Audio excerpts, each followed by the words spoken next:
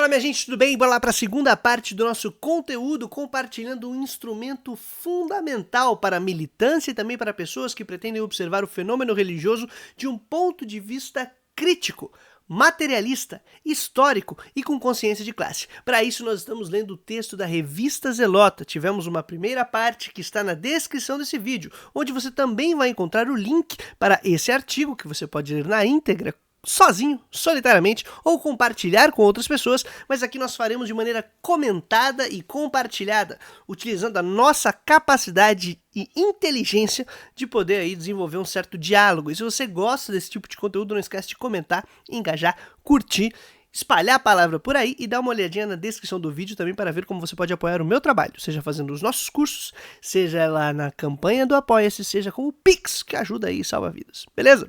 Tamo junto, minha gente, sigamos o nosso papo. A primeira parte ficou bem bacana e nessa segunda nós falaremos sobre as classes sociais e o fundamentalismo. Esse eu acho que é uma das contribuições mais interessantes que eu posso tentar fazer para quem trabalha com questão religiosa e também para a nossa militância política nesse campo. Beleza? Bora lá então. Leiamos juntas e juntos. As classes sociais e o fundamentalismo. A manutenção busca produção ou reprodução de uma religiosidade ou espiritualidade se dá sob as dinâmicas de reprodução social. O que eu estou dizendo aqui? É o seguinte, minha gente.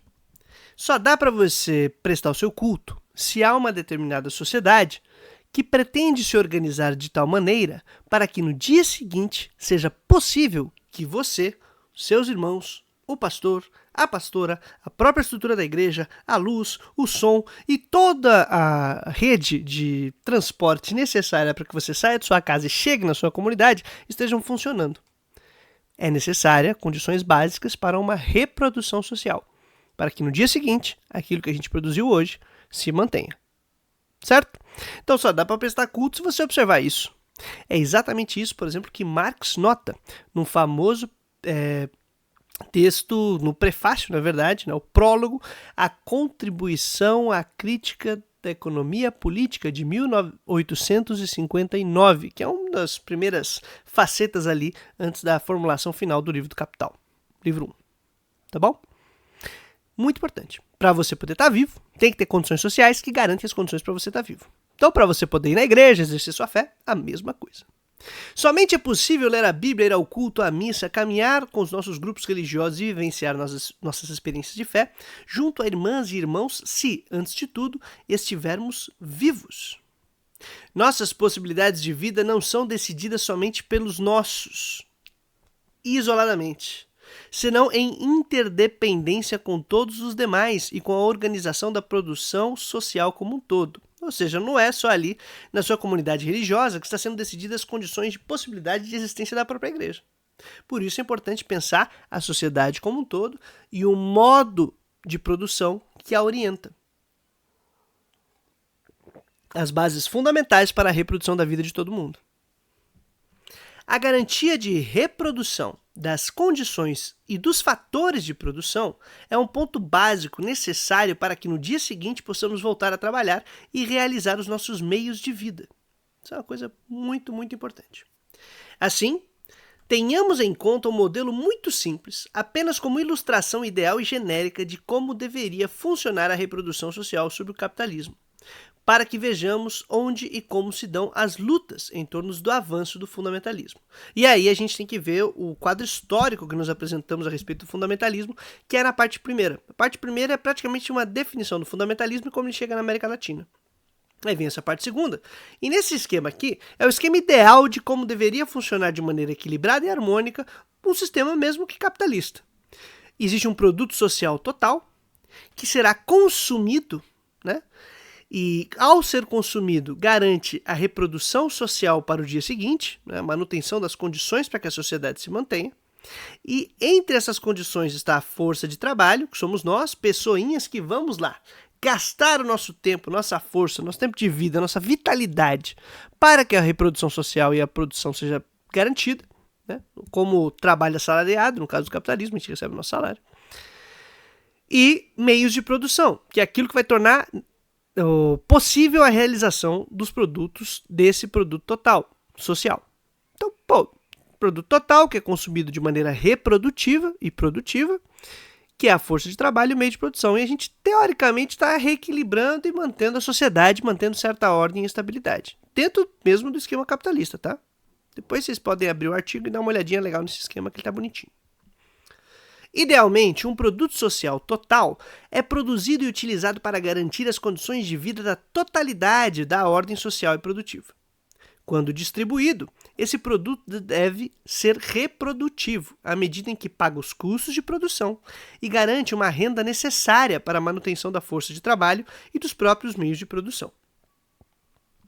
A força de trabalho precisa estar viva e disponível no dia seguinte. Senão, não tem como você continuar trabalhando, então não tem como continuar o seu trabalho ser explorado também.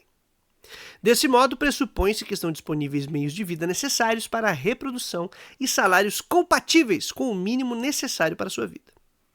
Os trabalhadores e as trabalhadoras, portanto, venderam sua força de trabalho para ter salários suficientes para garantir sua vida e a produção de um novo produto social total. Isso dentro do capitalismo, que funciona sob o esquema de salários e tal, e a gente é mercadoria dentro dessa dinâmica. Sob o capitalismo e a forma de propriedade privada, os meios para produzir este produto social total são privados. E dessa maneira, as pessoas têm que vender sua força de trabalho para os donos dos meios de produção, que por sua posição na divisão social do trabalho, coordenam e gerenciam a produção total. Nossa, mas Bruno, o que isso tem a ver com religião? Porque lembrando, para você prestar o seu culto, tem que ter toda essa ordem funcionando, senão não vai rolar. Então, se a gente quiser ver como que a igreja desempenha um papel dentro da sociedade, tem que ver qual é a posição que ela exerce em relação a esse modo de organizar a vida. Tudo bem? Isso é muito importante. E aqui a gente já mencionou divisão social de trabalho, quem é dono de meio de produção e quem não é, e outras coisas que vão aparecer no caminho. Esse novo produto total é distribuído no capitalismo sob a forma de mercadorias, que são produzidas não para o consumo, mas para a venda. É isso. Você não produz para consumir. A empresa não produz para consumir, ela produz para vender, sem a garantia de que haja a compra, ou seja, a realização desse produto. Mercadoria é aquele produto que não é feito para consumo, mas para o mercado, para ser trocada. Beleza? Essa é a forma básica que começa a dominar e predominar toda a atividade de trabalho humano dentro do capitalismo. Feito para troca. E nem tudo é feito para troca. Não sei se vocês já pensaram nisso, mas muito trabalho que você realiza nem dá para fazer a troca. É outra parada. Mas dentro dessa forma geral, o capitalismo começa a organizar toda a vida humana, uma pretensão aí de mercado total. Mas vamos lá. Assim fecha-se o ciclo, na medida em que, com a venda das mercadorias, são distribuídos, ou deveriam ser, os recursos necessários para garantir a reprodução das condições dos fatores de produção. A reprodução social começaria um novo ciclo. Beleza? Então vai organizar, vai distribuir, todo mundo vende o que tem para vender, compra o que tem para comprar. No dia seguinte a gente volta para nossa correria. Contudo, não é assim que as coisas ocorrem. É obviamente que não. Obviamente que não. Mas tudo bem. A forma de distribuição pelo mercado apenas garante o acesso ao necessário para a reprodução social às pessoas que estiverem incluídas no ciclo produtivo. Pode ser que você não esteja. Pode ser que você não faça parte, não seja uma peça tão importante aí nessa dinâmica. Talvez só algumas pessoas tenham relativa importância para que o ciclo se mantenha. E você, menos. Importância ou nenhuma. Alguém que não tem salário ou renda não tem garantido o necessário para a reprodução de sua vida e de sua família e os seus dependentes. Dessa maneira, é possível que a reprodução social seja realizada independentemente das grandes massas da população. Ao mesmo tempo, esse sistema explora essas grandes massas, mas isso é um papo para outro momento. E do ponto de vista do sistema produtivo, isso não é um problema. Quer dizer, se você não precisar de grandes massas, não é necessariamente um problema. Vai ser na hora do consumo, porque se você não tiver o pessoal consumindo o que você está produzindo, você vai perder o rolê da sua produção, e isso se torna um problema porque não fecha o ciclo, tá? Mas aí é uma irracionalidade que pelo mercado você não resolve. Mas vamos devagar. Se a produção do produto social total é realizada e, ao ser distribuída, não diminui o lucro obtido por meio do mercado em um determinado período, a garantia das condições de vida de pessoas não incluídas no processo de produção não aparece como necessária. Porque o que vai determinar é o lucro. Se nem todo mundo se deu bem, mas lucrou, parece que foi racional o acesso. Se nem todo mundo teve condição de reprodução de vida, mas o lucro foi batido, parece que foi racional o processo. Mas vamos lá. Portanto, para os incluídos e mesmo privilegiados, o sistema oferece condições para sua reprodução e para a reprodução estável de sua família. Por outro lado, a exclusão e os desequilíbrios precisam ser justificados e legitimados para os outros, que não estão incluídos ou que não são tão importantes assim para a reprodução social. Aí entra a função ideológica. A explicação das vantagens da justiça e necessidade desse sistema que não contempla condições de vida para todas as pessoas. Aí a religião sabe brincar também. Entram em jogo os interesses das classes e como essas disputam, se coordenam, organizam e conformam ou confrontam a ordem. Vejamos, mais uma vez, outro modelo geral que reflete esquematicamente a divisão de classe no interior da reprodução social. E está cortado aqui o capitalistas, mas o topo aqui é capitalistas. Capitalista é aquele que detém o meio de produção.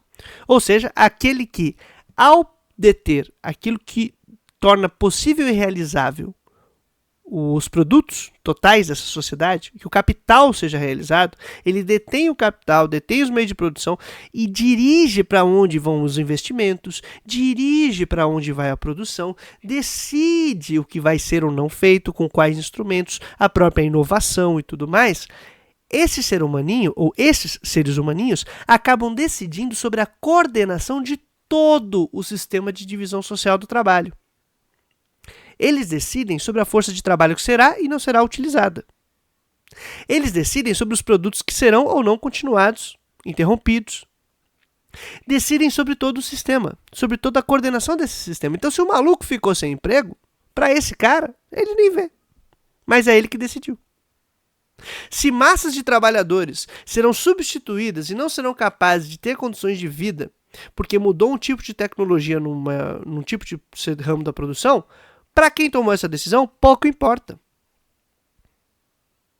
E pior, esses caras nem veem, quem está sofrendo com esse efeito não vê diretamente o que está acontecendo, porque não tem compreensão de que a coordenação da divisão social do trabalho é decidida a partir de interesses privados e não do planejamento social. Então aquilo que é social, que é o produto total, que é consumido como sociedade, organizado como sociedade, produzido e reproduzido como sociedade, tem sua decisão, não o planejamento social, mas o interesse privado de alguém que quer lucro. Mediado pelo mercado, obviamente. Puta burrice! Mas tudo bem, isso aí a gente vê depois. Esses são os capitalistas. Abaixo deles, desses grandes capitalistas, a galera que realmente é a elite deste mundo, tem gerentes e administradores, CEOs, a galera ali que gere os capitais. Não decide sobre eles, gere sobre eles. Tem permissão para agir em nome do capitalista. Abaixo tem uma galera que tem um trabalho qualificado, que seria de manutenção do sistema, porque é a galera que é profissional liberal, a galera que forma os próximos grupos da classe trabalhadora, também os próximos grupos de elite, são os grandes professores, a galera assim, pode ser uma galera que é juiz, juíza, que trabalha em funções de manutenção da ordem política vigente, né? Pode entrar políticos aí também, que seja. A gente vai pensar numa galera que e realiza tarefas que funcionam para manutenção da ordem e manutenção da reprodução social. Então a gente vai falar com um trabalho muito qualificado. O médico, enfermeiro, pessoal da saúde, grandes médicos, o que esse cara faz? Ele faz com que a força de trabalho volte o mais rápido possível a ser funcional. Mantém a ordem, mantém o sistema. Grandes indústrias farmacêuticas que vão garantir um monte de remédio que o farmacêutico, que o enfermeiro, que não sei mais quem vai aplicar em você para você ficar rápido, o mais pronto possível para poder voltar a correr atrás do trabalho, a ser super explorado e tudo mais. Manutenção do sistema. Aqui a gente pode colocar também médios e pequenos empresários, que fazem um tipo de trabalho que é disputar como terceirizados os custos da produção da galera que está de cima. E aí esses pequenos e médios empresários ganham uma grana, levantam um dinheiro, mas não são capitalistas propriamente dito. Não, eles estão competindo para baixar os custos das grandes empresas, das grandes indústrias. Então é a porrada de indústria pequena, médio, pequeno empresário que está disputando esses custos. E aí ele tem um enfrentamento direto com os trabalhadores, enquanto a grande empresa que está ali contratando seus serviços, não. E aí quem realmente decide sobre a coordenação da divisão social do trabalho fica cada vez mais distante do trabalhador. Mas adivinha o que esse cara pensa que ele é? Pensa que é um capitalista, empresário, futurista, transformador do mundo. Tadinho. Abaixo tem uma galera que tem um trabalho qualificado, mas é um trabalho produtivo, não de manutenção do sistema, um trabalho produtivo porque é operário, trabalhador assalariado. seja no campo, mecanizado também, mas que tem um tipo de desempenho, um tipo de papel que ele é qualificado, porque exige uma formação tal, produtivo, mas não está ali, por exemplo, no esquema de serviços de um trabalho sem qualificação, que você não requer uma qualificação básica, que qualquer um poderia ocupar o cargo, vamos dizer assim, que são serviços mais baixos, onde está a maior parte da população, trabalho braçal, também pode ser assalariado, pode ser informal, aí tem um monte de coisa do tipo. E aqui abaixo, que também está cortado, tem mais uma que é a galera que não está incluída de jeito nenhum, que é a informalidade total, é a galera que não tem um papel claro dentro da divisão social do trabalho e funciona na pressão dos que estão acima. Tudo bem?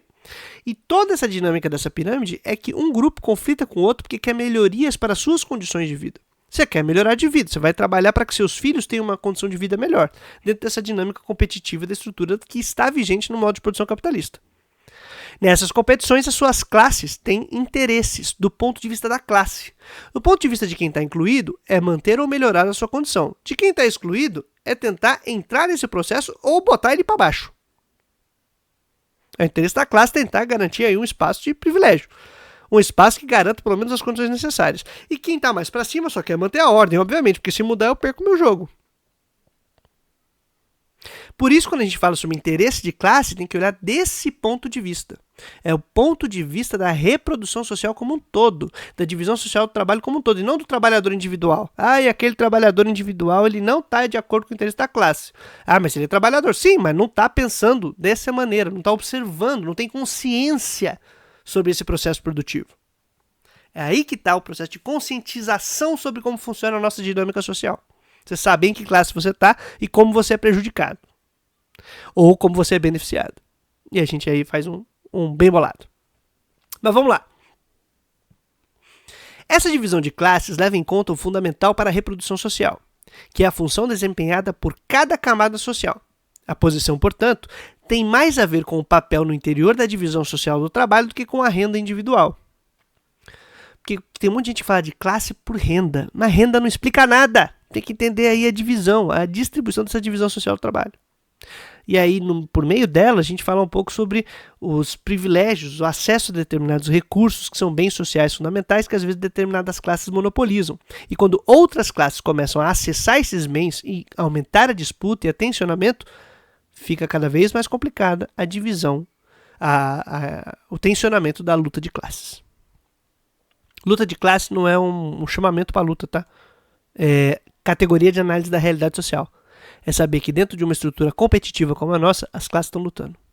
Estão disputando por seu espaço. Isso é central em um primeiro momento para não confundir classe com capacidade de consumo.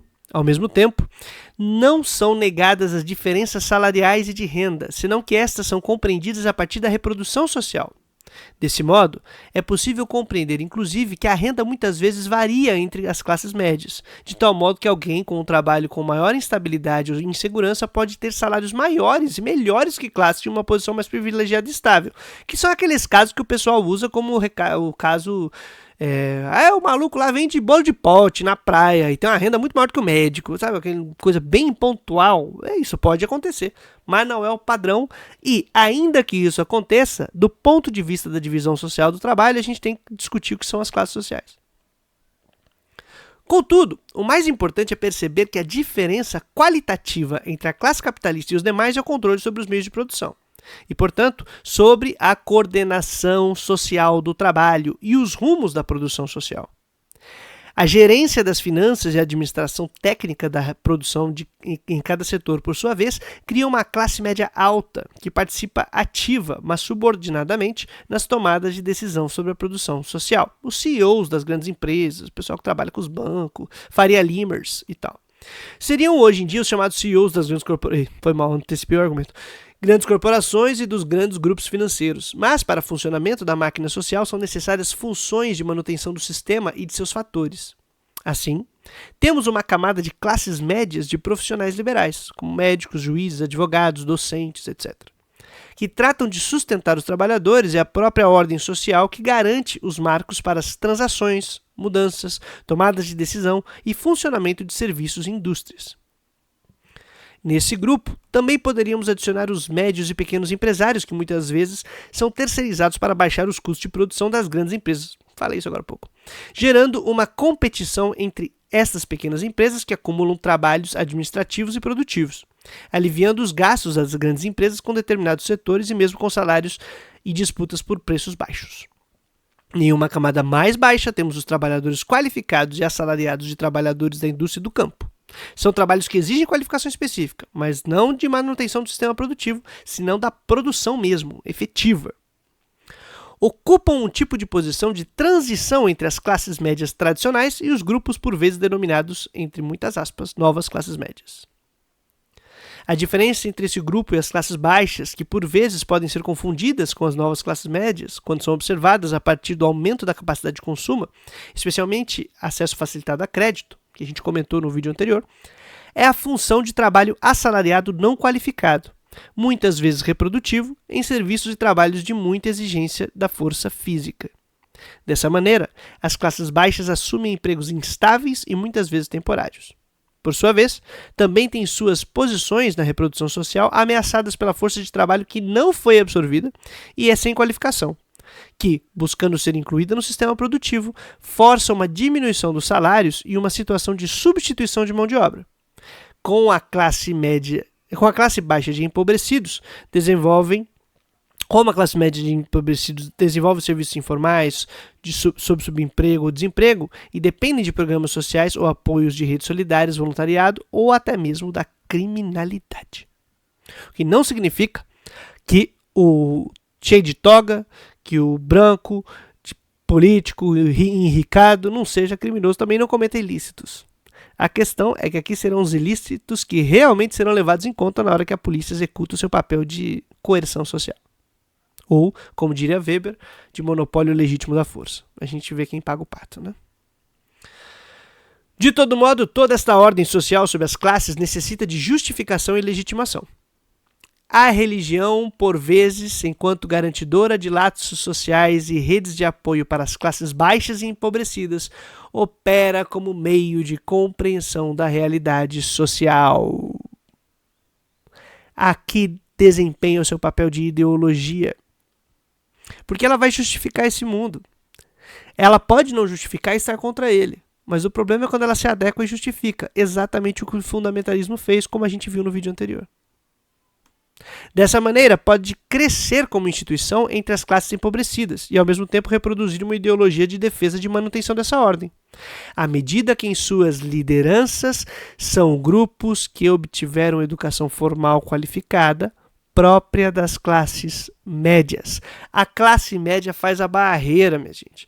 E muitas vezes os pastores, ou em sua grande maioria das vezes os pastores que ocupam cargos decisórios nas instituições religiosas são de classe média, e pensam e planejam a instituição e a religiosidade a partir dos interesses dessa classe, que é de manutenção da ordem, porque é garantir um privilégio que quem está para baixo não tem, e que garante aí relações com quem está para cima. Então vai sempre sinalizar que eu quero manter essa ordem, eu quero isso que está aí, estamos ganhando. A igreja daí pode acabar ocupando um papel de manutenção da ordem social e de reprodução do modo de produção capitalista, no caso, porque é onde ela está inserida. O fundamentalismo faz a festa daí. Ele se adequa ao modo de produção capitalista e vai lutar por outras coisas, que a gente já vai ver. São organizadas, portanto, hierarquicamente a partir de grupos de classes médias e de seus interesses em disputa interior da reprodução social.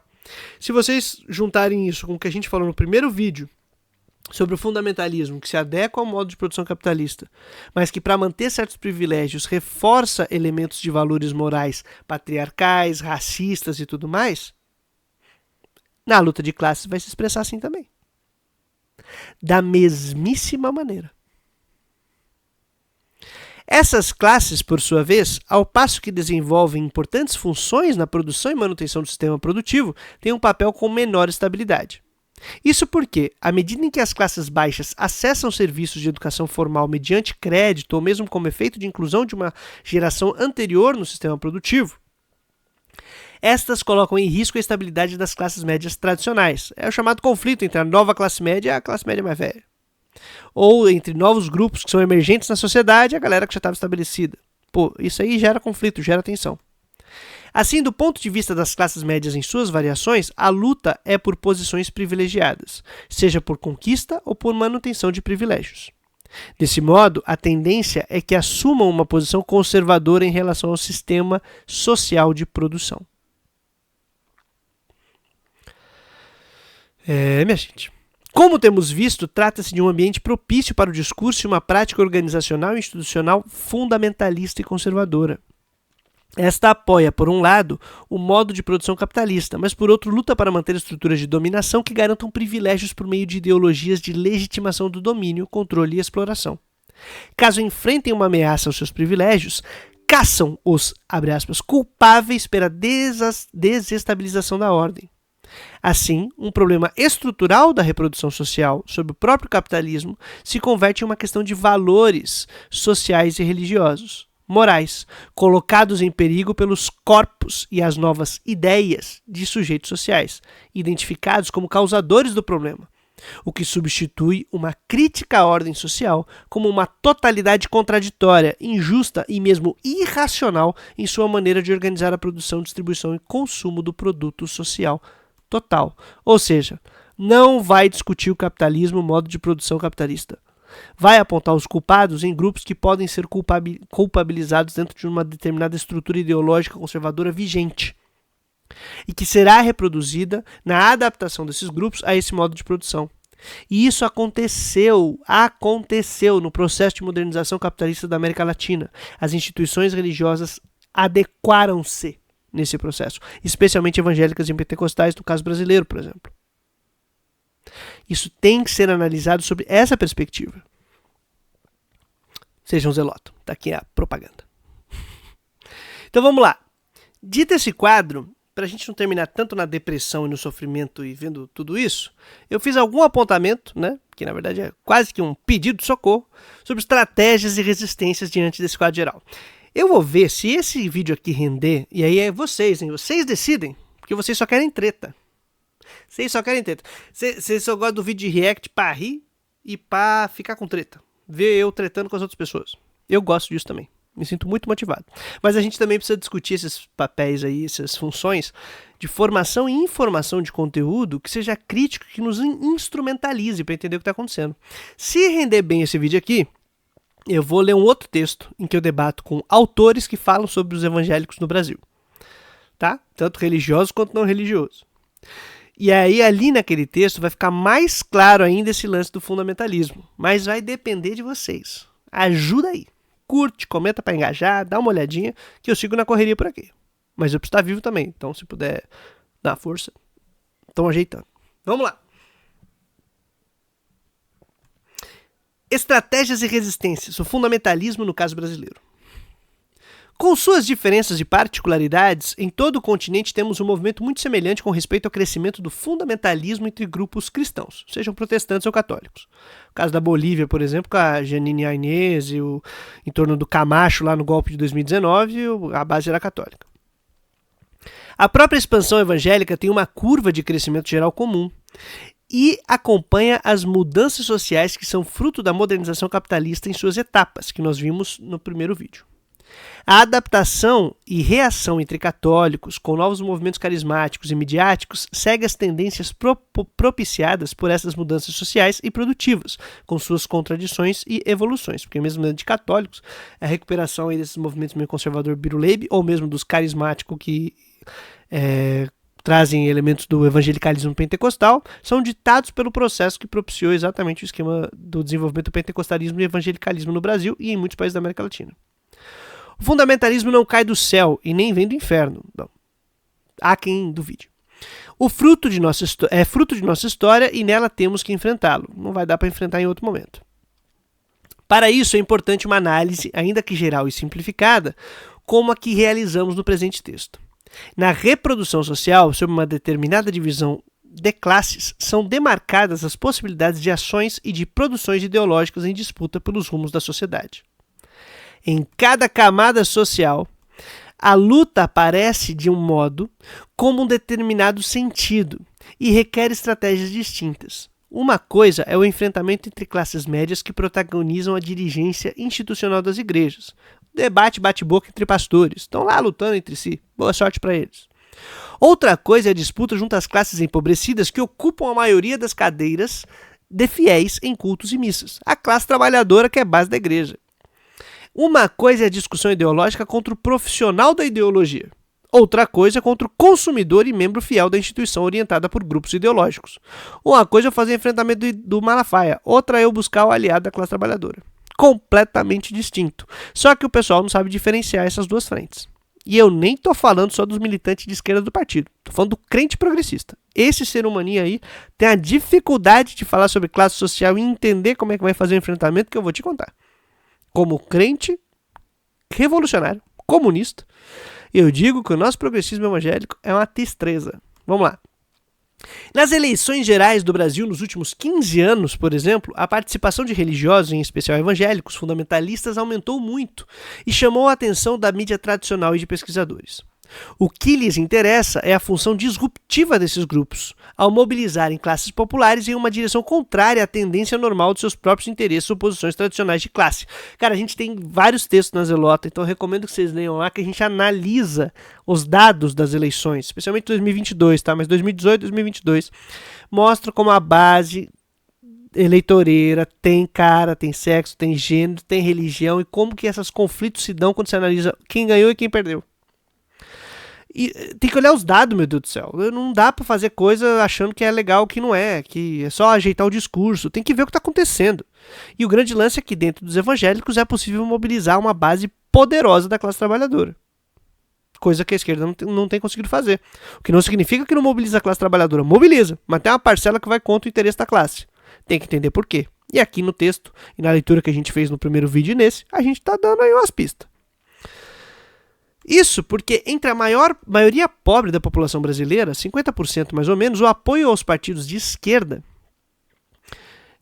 em especial o Partido dos Trabalhadores, é hegemônico. E é verdade, entre pobres, hegemonicamente o apoio à esquerda. E constitui sua maior base. Entretanto, os de 30% a 35% de evangélicos da população, a tendência é outra. Quando você olha o corte da religião, inverte. A maioria dos fiéis evangélicos é de classes baixas e empobrecidas, em torno de 60%, mas o apoio à esquerda é minoritário neste segmento. Apenas 30% dos evangélicos declaram apoio ao Partido dos Trabalhadores, por exemplo. Declararam, né? Aí é o que tá notinha de rodapé para você olhar os dados. Vale a pena ler o texto todo, vai estar aqui na descrição do vídeo. Nesse quadro, a mobilização popular nesse grupo religioso desvia da tendência da sociedade em geral e, portanto, interessa às classes médias e às elites esse componente religioso.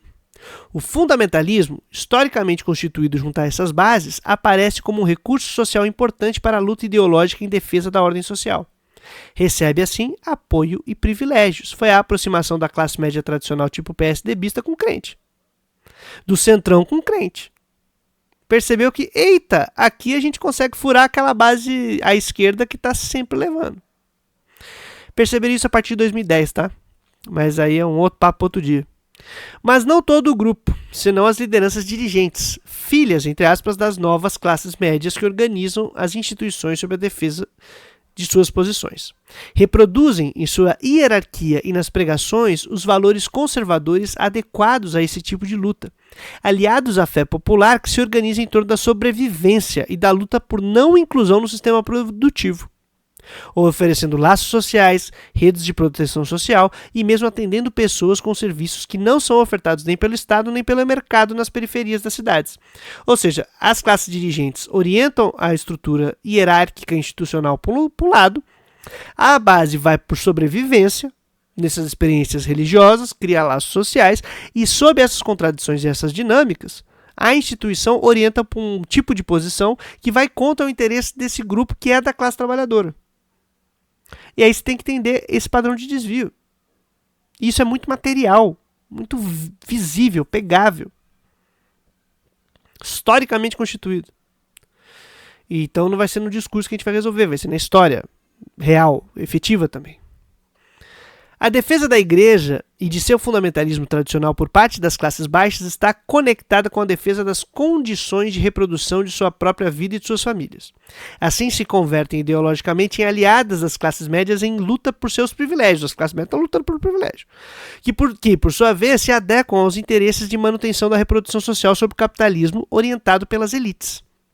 Pronto, achamos aí alguns nexos que podem ser trabalhados. No Brasil, isso ficou muito claro nas eleições de 2022 e as alianças formadas entre grupos religiosos e empresariais junto ao movimento fascista que sustentava a figura de Jair Bolsonaro. A adesão popular à campanha de Lula, seu principal adversário, tinha pouco a ver com a luta religiosa e a mobilização de evangélicos mais ligados à esquerda, que foi pífia, tá? Pífia. Não é porque tinha evangélico de esquerda, minha gente, é porque a galera é da classe trabalhadora. É aí que a gente luta. A base de apoio popular que garantiu a derrota eleitoral e não social do fascismo foi a tradicional entre os mais pobres, sem grande impacto ou interferência das organizações evangélicas que trataram de criar grupos antifundamentalistas, que é um pífio, é um movimento talvez importante no âmbito discursivo, narrativo, não sei o que lá, mas efetivo historicamente é pífio. Vou repetir isso várias vezes, porque é uma crítica que tem que ser feita e que a gente tem que sacar. E a gente está reproduzindo vários problemas que fortalecem esse fundamentalismo. E eu não estou falando de discurso. Estou falando de organização institucional. Estou falando de organização da igreja. Não é porque fala pauta A, pauta B. Não é disso que eu estou falando. O que eu estou falando é de como a gente planeja a nossa atuação e como organiza o poder das igrejas. Quem dirige? Como dirige? Sob quais interesses? Da classe trabalhadora? Pergunta para o seu pastor e para a sua pastora, seja ele progressista ou não, se ele se percebe como da classe trabalhadora. Se é aliado da classe trabalhadora. Está em luta pelo interesse da classe trabalhadora. Aí a gente vai descobrindo que caminho que a gente está tomando. O desvio da tendência geral no segmento evangélico não sofreu alterações.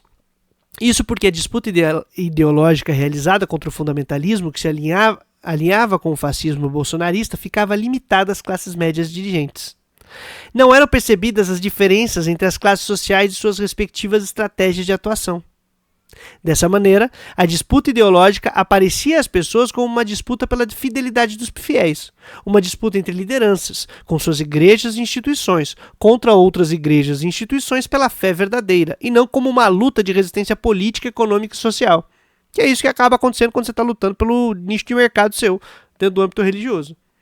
A discussão, portanto, terminava nos limites dos grupos de classe média por visibilidade e narrativas.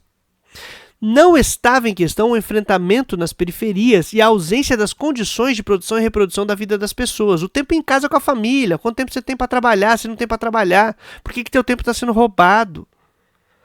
Por que tem escala 6x1? Muitas vezes atendida exatamente pelas instituições religiosas, a classe trabalhadora, que aí se desenvolveram historicamente a partir dos valores fundamentalistas, sob a direção central das classes médias. O que fica claro é que, no fundo, a luta contra o fundamentalismo só é possível se está aliada a um projeto alternativo de sociedade, não de igreja. Cara, isso é uma coisa importante também. Qual que é o objetivo do pastor que tem a igreja progressista? É mudar a igreja ou mudar a sociedade também por meio da igreja? Então qual é o projeto de sociedade que ele luta? É um projeto capitalista? De manutenção da ordem? Liberal? Burguês?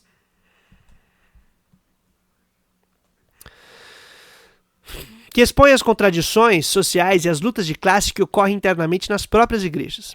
Isso, por sua vez, aparece como um problema na manutenção da ordem hierárquica de todas as instituições religiosas. É óbvio, porque o cara vai ser da classe trabalhadora ou não? Se percebe como tal ou não? Se sim, como que ele vai organizar a igreja? No esquema do carisma, de dono de igreja, de eu mando e todo mundo obedece? Ou vai ser diferente? O que é uma igreja socialista revolucionária? Vai ter que mexer no poder do pastor, né? Estejam estas baseadas no fundamentalismo ou não.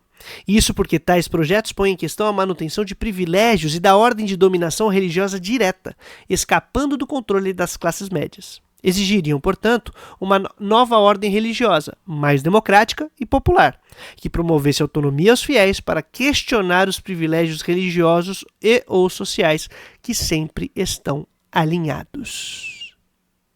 Beleza, minha gente? Espero que vocês estejam curtindo esse tipo de leitura, crítica e comentário. E se sim, não esqueça de comentar aqui também para engajar. Se achou massa, se não achou massa, o que você pensa a respeito disso, sobre esse tema, sobre a questão do fundamentalismo. E a gente segue nessa correria. Dá uma olhadinha aqui para ver como você pode apoiar meu trampo. E tamo aí, né, minha gente? Seguindo todo dia útil, trazendo a boa nova todo dia útil até a vitória final. Tamo junto, minha gente. Valeu!